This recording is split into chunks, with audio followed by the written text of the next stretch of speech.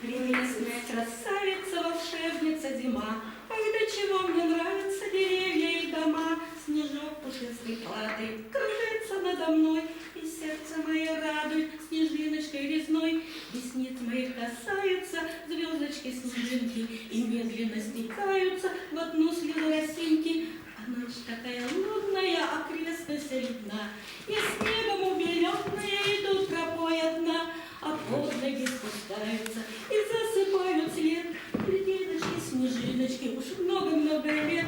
Ресниц моих касаются звездочки снежинки, и медленно стекаются в одну слезу росинки, и медленно стекаются, и медленно стекаются, и медленно стекаются в одну слезу росинки. Спасибо. Касающийся Нового года. Позвольте вас поздравить с Новым годом и много доброго вам в жизни пожелать, чтобы все хорошее ходило хороводом и много раз вам Новый год встречать. Чтобы дом ваш был наполнен детским смехом, улыбки озаряли вам лицо, а жизнь была красивейшим букетом, любовь к вам приходила на крыльцо. Чтоб счастье в доме не переводилось, невзгоды обходили стороной, а все плохое быстро позабылось, но новое нахлынуло волной. Чтобы желания с надеждами сбывались, светились в небе радости огни, и чтоб с родными вы не расставались, текли рекою солнечные дни. Чтобы здоровье ваше было крепким, и только счастье слышался бы гром, а жизни вкус был сладким, а не терпким, и ангел жизни охранял ваш дом. Я сфотографирую. И еще не снижая желаемой страсти, я в охапку надежды схватил и помчался на поиски счастья. И найти его твердо решил. Новый год был уже на подходе, старый год в небытие уходил и метался в труднейшем походе. Но не каждому все ж угодит. Не успеть бы на тот перекресток, где при встрече сойдутся года, и хоть новый безусый подросток, но с надеждами дружит всегда. А при встрече скажу ему просто: я для жизни еще полон сил, жизнь со мною обходится жестко, снисхождения я не просил. Попрошу его в знак уважения, чтобы в жизни хватило мне сил, счастья полного, добрых желаний, исполнения, что подарил. Новый год, словно новенький плотик, поплывет за рассветами вдаль, ну а жизнь, будто вечный наркотик, в ней и радость, и злая печаль. Спасибо. Друзья мои, хочу сказать вам честно, я вас люблю и дружбой дорожу. И не считайте вы меня безгрешным, люблю я жизнь и с ней давно дружу. Но чем платить за этот грех бесценный? Как доказать, что честен с нею я? Я для нее, как камень драгоценный, его хранить сподобится земля. Спасибо. Калининград. Зима в разгаре. Вот-вот наступит Новый год. Народ на елочном базаре, а снег все так же не идет. На площади большое нечто в виде зеленой пирамиды. А вспомнить нам, конечно, есть что, когда все было не для виду. Когда все было настоящим. И колбаса, и сыр, и масло, и запах елочный манящий. Но все, что было, то угасло. Нас постепенно приучает жить по пластмассовым законам, и настоящее меняет воду западным канонам. Часть либерального болота, они же, это люди мира, ползущие во все ворота, чтобы исказить ориентиры. Всех стадом остальных считая, рекламой действуя на нервы, квадратом черным подменяют нам настоящие шедевры. От этой мысли невеселой задумаешься, как же жить, а просто вымести их с пола, расселим и разорим. Золотое Рождество. Сквозь морозное оконце, из-за серых туч, мне принес привет от солнца золотистый луч. По узорам пробежался, как по кружевам, и к щеке моей прижался, и прильнул к губам. Ярким зайчиком резвится в гранях хрусталя, и в глазах моих искрится зимняя заря, и торжественно встречают дух и естество, день, в который наступает золотое Рождество. Рождество уже Да, давай. наступило, и потом еще у нас наступит. Наступит нам. Зимний закат. На краю, за которым спит вечность, луч закатный еще не угас. Даже времени бег быстротечный понял вдруг, что ему не указ. Солнце бьется в окно мне жар птицы, плавит жаром вечерним стекло, гладит волосы мне и ресницы, мне спокойно, уютно, тепло. Словно золотом, солнечным светом луч дорожку прожег на снегу, и теперь из зимы прямо в лето за жар птицей пойти я смогу. Там часто бываем, часто отдыхаем. Немножечко я здесь схитрила. Схитрила в чем? Что вот этот ельничек, он чуть дальше, но там зато живут маслята.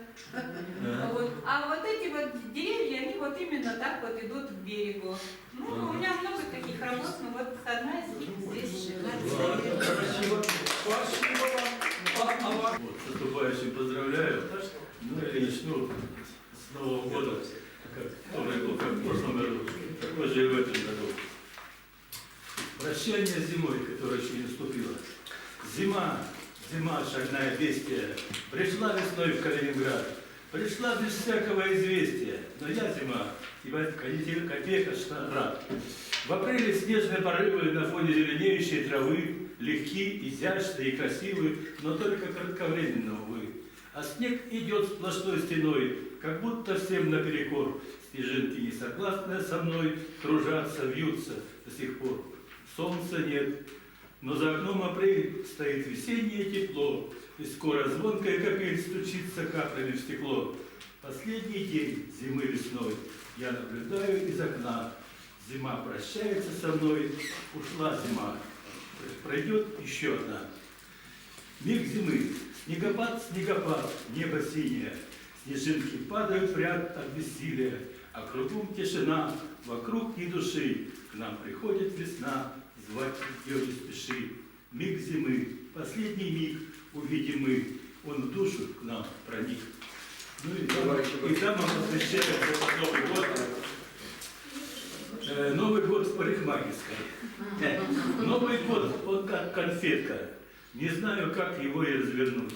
Я прошлый год была брюнеткой, а в этом покрашусь как-нибудь. Не буду я конфеткой сладкой, от нее тошнит во рту. Стану сладкой шоколадкой, на всех эффект произведу. У меня тут все под боком, все открыто на виду. Вот сейчас решусь насколько, и блондинкой я приду. Нет, останусь я брюнеткой, как в теплом омуте вода. Пусть ко мне приходят и с конфеткой, а с шоколадкой, как всегда. Ой, не закрывай, открой, я смотрю, как первый. Урок истории. Сегодня глупо и нелепо, к примеру, следовать Мазепы. Все, кто кидались в авантюры, уже развенчаны давно. И Скоропадский, и Петлюра, Степан Бандера и Махно. Зачем же из-за океана дурманят в Киеве людей? Им деньги даровал Обама и шлет оружие Маккейн. Припомним, что в сражении в Грозном возмездия Гетман избежал. В пыли, как пес подбитый, ползал и ноги Карлу целовал. Все потеряв, богатство, славу, как шут с ненужной булавой, бежал Мазепа из Полтавы опасной заячьей тропой. Царю он посылал проклятия, превозмогая в сердце боль. Седого старого предателя открыто презирал король. Чтоб залечить на пятки рану, таился Карл в стране чужой. Привез Мазепу в басурмана скрипучей медленной ордой. Там беглецов из сострадания свели на нищенский базар, чуть ли подвергнул обрезанию под хохот злобных янычар. Мстя за набеги с Украины, седого Гетмана, как псы, таскали турки за Чуприну. и укоротили усы. Жизнь подлеца продлись немного, пошла бы под зеленый флаг. От сильного и до смешного всего один трусливый шаг.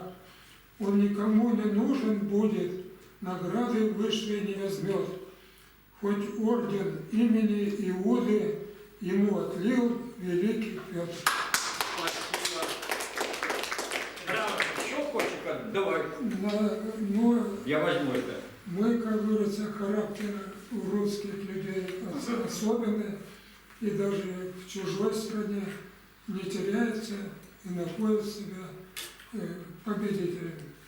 Вот стихотворение, когда нашу туристическую группу пустили в Испанию, там вот этот случай произошел. Вот.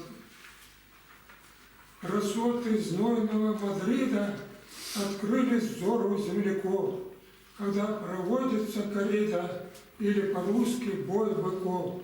Картина, как во время она, намяли публики бока и на арену стадиона пускают мощного быка. Как он силен, суров, упитан, и если жизнь недорога, растопчет смельчака копытом или насадит на рога. И, глядя на красу такую, кричат испанцы и ликуют. Полушутливо и задорно здесь приглашение прозвучит. До выхода Тореадора с быком кто хочет в бой вступить. Помилуй нас, Иисус Мария, представить не могли никак. За много лет сейчас впервые такой отыщется чудак. Печальная участь смельчака, толпа болеет за быка. Спасибо. Хвала тому, кто всех сильнее. Умелый русский наш мужик, как клещ вцепился в бычью шею, и вдруг тот высунул язык и рухнул на бок мощный бык. Эмоции гул с глухим раскатом раздался в дальних уголках. Верните Франка, где войска? Гроша не стоит ваша НАТО, когда кидают так быка. Стал для Испании укором успех гроша Тореадора. Ошеломлен Мадрид недаром, авантюризм здесь ни при чем. Земляк наш был ветеринаром, на зависть ловок и учен. Прием укротил громилу, вмиг пережав на шее жилы. Так каждый год в селе своем борол он мощных бугаев. Творение. Память. В жизни моей мамы была встреча, которая она запомнила на всю жизнь. Когда мы выросли с сестрой, она нам про нее рассказывала. И удивительное, никогда не забывала. И при случае нам снова и снова пересказывала. Мама работала в школе учителем младших классов. Она была замужем за нашим папой. Он работал начальником милиции. У них был еще тогда только один сын Юрий. Нас с Галиной еще и в помине не было. Однажды в класс зашел молодой человек, узнать, как учится его племянник. Сестра его всегда была на работе, и особо следить за учебой сына было некогда.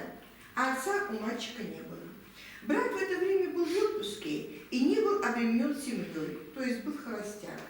Он помогал сестре в воспитании ее сына.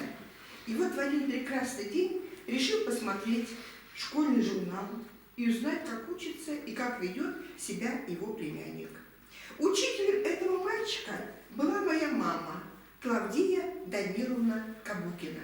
Она с удовольствием показала журнал с оценками его племянника. Он попросил, а можно посидеть на уроках и послушать, как он отвечает.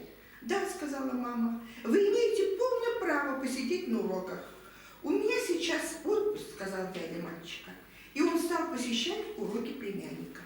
В один день посидел на уроках математики, в другой день побыл на уроке чтения и так далее. Пока присутствовал на уроках своего племянника, он неожиданно для себя влюбился в мою маму. Однажды забегает Подбегает соседка и говорит: Клавдия Даниловна, кто-то ходит возле дома и заглядывает в ваши окна. Вдруг какой-нибудь вор, сказала она. Мама испуганно вышла на крыльцо и увидела того самого дядю мальчика. «А, это вы заглядываете в мои окна?» – спросила она. «Да, это я».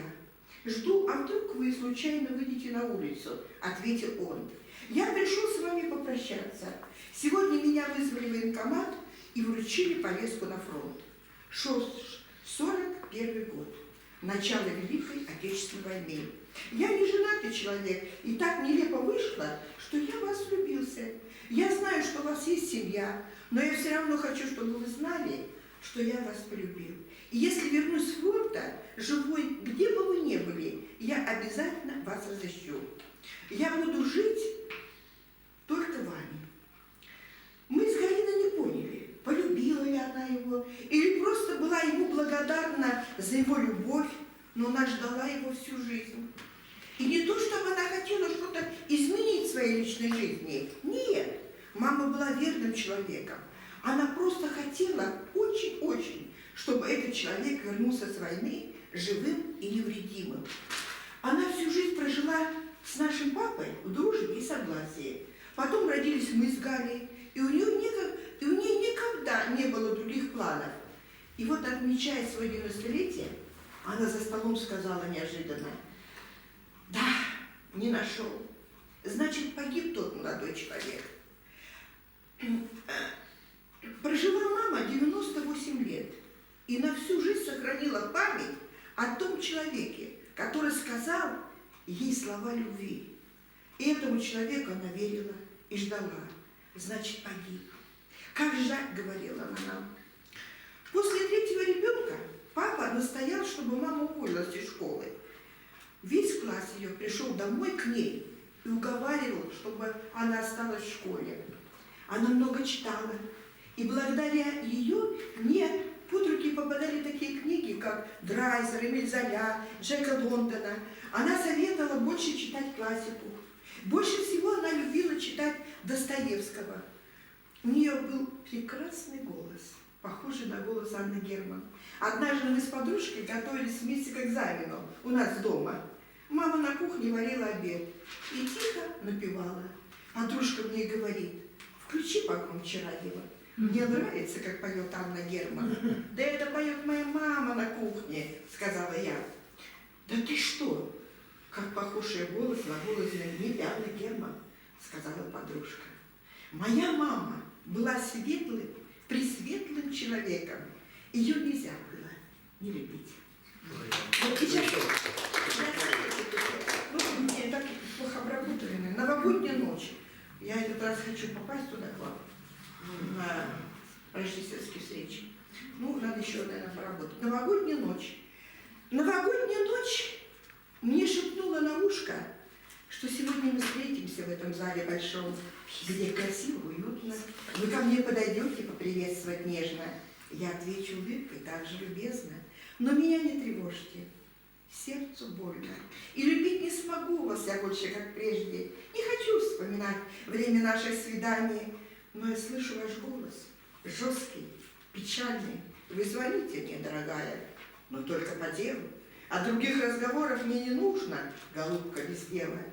Я удар получила смертельный, но жить продолжаю. И прошу вас, любезный, не дайте мне больше своих новогодних приветствий. Еще. Вот это, ну это может Авраам мороз метель идет, и все дороги забегает, но сердце думает о вас и ничего другого не желает. Я захожу в просторный зал, здесь ожидают новогодний бал, но я ищу лишь вас глазами, но вы с другой заняты речами. Так почему владеете вы мной? Я не желаю участи такой. Освободите вы меня от напряжения. Я не хочу сердечного томления, но есть спасение от магии мной. И никогда не буду вашей рабой. Спешу уйти в морозную пургу, чтоб позабыть любовь. Спасибо. Дождь, ну у нас Новый год какой? Дождь, грязь. Сегодня солнце. Да, сегодня воды лето. Да. Дождь выбивает на стекле чуть-чуть веками. 25 число. повсюду грязь. Я понимаю четко, хочу, чтобы землю снегом занесло. Накрыло всюду лесными снегами, убрала с глаз земную черноту. Так надоело грязь месить ногами. Пусть снежную хочу, но чистоту. Хочу не видеть серости убогой. Пусть жизнь начнется с чистого листа. Неужто я, чудак, прошу так много? Хочу, чтобы воцарилась чистота. Засыпать президента и премьера, засыпать грязную войну. Пусть белого листа начнется эра от грязи, белившая страну. Хочу метель, вызывая с обращением, чтобы в следующем выпало году как минимум такое очищение. Пусть эта чель расплавится в аду. Отчет пошел уж на часы. Все ждем, когда событие свершится. На елках вспыхнут яркие огни, и Новый год нам в двери постучится. Ведь этот день особенный для всех. Наступит он под звонкий бой курантов. Слышны повсюду шутки, песни, смех. Сегодня все певцы и музыканты. Встречайте, люди, необычный год. На смену петуху идет собака. А дом всегда собака стережет. Так значит, год идет под добрым знаком. Сегодня позабудем о плохом. Сегодня будем только веселиться. И добрый пес, виляя нам хвостом, не сможет в эту ночь угомониться. Пусть год подарит много нам тепла, надежду, веру, лучшую удачу, чтоб собака к счастью нас вела, не потеряем только нюх собачий. Ну еще одну давай. Дима, молодец. Последняя неделька декабря неслышно, незаметно убегает, и Новый год нам мчится на санях, и мы его, конечно, ожидаем. Пусть новогодний праздник, что идет, вам принесет любовь и понимание, успех с собой радость приведет, исполнит все заветные желания. Пусть ангел с неба спустится и вас хранит, и бережет, и защищает, и все мечты, что есть у вас сейчас, грядущий Новый год пусть оправдает. Спасибо. Знаете, ну, я начну со стихотворения, которое называется «Новый год к Рождеству Христову нас ведет». Новый год в наш Калининград идет, спешит, в путь дорогу собирается. Дед Мороз шубу добротную себе шьет, Снегурочка в платье новое наряжается. Детвора и взрослые Дед Мороза ждут, ведь мешок с подарками он несет, и муж сани с лошадьми ведут, чтобы вовремя ему встретить Новый год. Елку мы нарядим на площади Победы, город мы украсим, порядок приведем. Елки внуков привезут бабушки и деды. Дед Морозом здесь споем, мы Снегурку позовем. А 7 сентября мы опять на площадь мы придем, чтоб в соборе повстречать Рождество Христово. С младенцем мы поздравим, подарки принесем, и торжество его рождения здесь встретим снова. В собор Христа Спасителя взойдем, ведь в Рождество родилось нам Слово. Здесь славу Богу Иисусу радостно споем, чтобы счастье всем пришло в Рождество Христово. С Новым годом счастье в нашей семье. Ну, такое стихотворение. Любимый мой Господь, любимый, Ты жизни свет неугасимый, Ты радость для души моей. Своей любовью меня согрей, нет в мире благороднее Тебя, я святость чту Твою любя. Ты от грехов меня спасаешь, и правдой дух мой насыщаешь. О, как возвышена Твоя душа, как благородством хороша, как бриллиант она сияет и всех любовью согревает. Великодушно Ты прощаешь и всем спасения желаешь. Люблю Тебя, мой дорогой, Ты искупитель наш святой. Спасибо. Да?